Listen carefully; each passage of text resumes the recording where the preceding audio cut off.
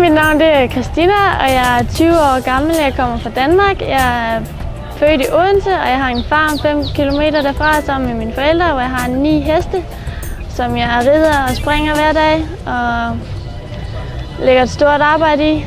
Jeg er færdig med skolen nu, så jeg laver stort set igen at ride hver dag.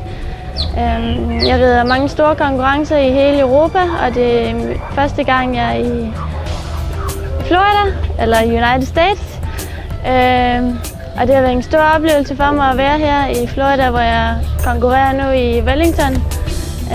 Og det har jeg gjort i 4 dage nu, hvor jeg har haft 5 fejlfrie runder. Og i går blev jeg nummer 4, og der var jeg rigtig glad. Og det har været en kæmpe oplevelse for mig.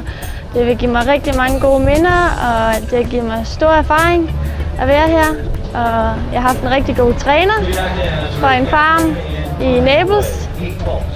Og hans navn, min træner, hedder Steve DiCarlo.